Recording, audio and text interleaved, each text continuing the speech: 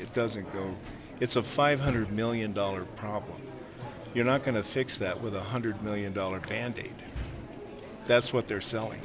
So your argument is that the plans in front of the legislature in this session don't go far enough to fix the pension problem. 20% of the way.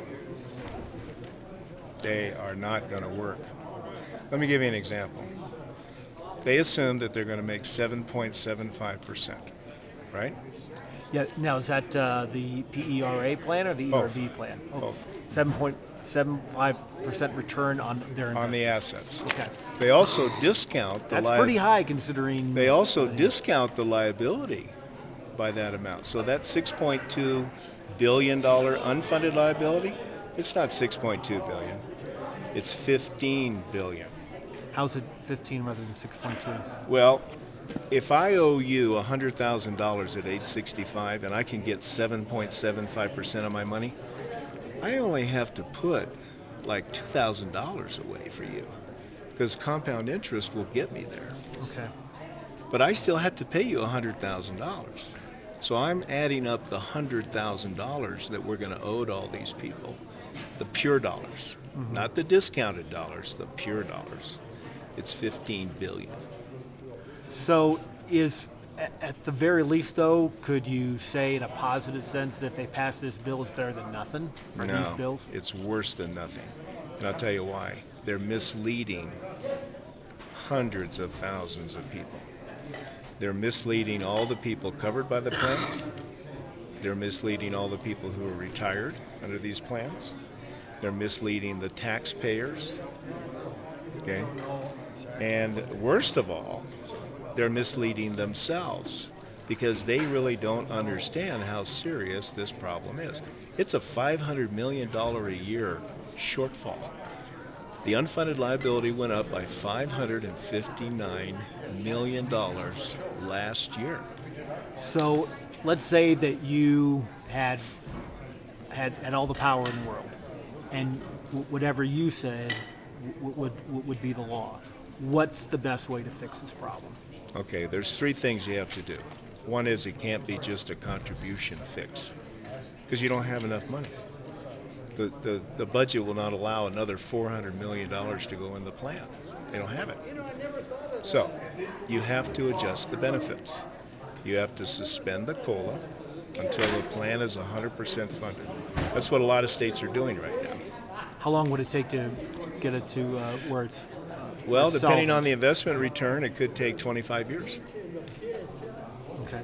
All right, so I interrupted you. So what are the other two things? The other two things are the minimum retirement age should be 62 because these people also get Social Security, which is being funded by the taxpayers. So they have two retirement plans. Okay, PIRA and ERB, they have two retirement plans. If I work for 30 years as an educator, between Social Security and ERB, I'm going to have over 100% of my final average salary, my highest 5 years.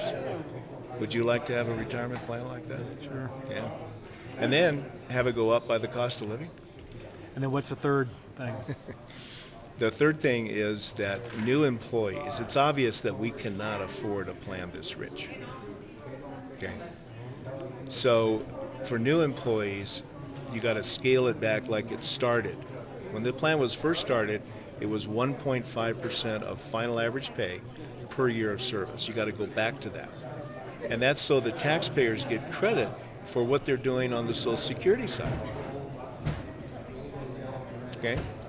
So if I work 30 years under that scenario, I'm going to get 70% of final average pay after 30 years of service.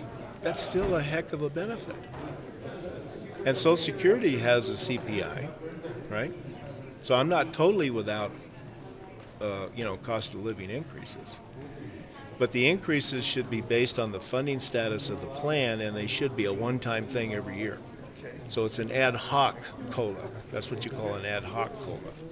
So That's what needs to be done.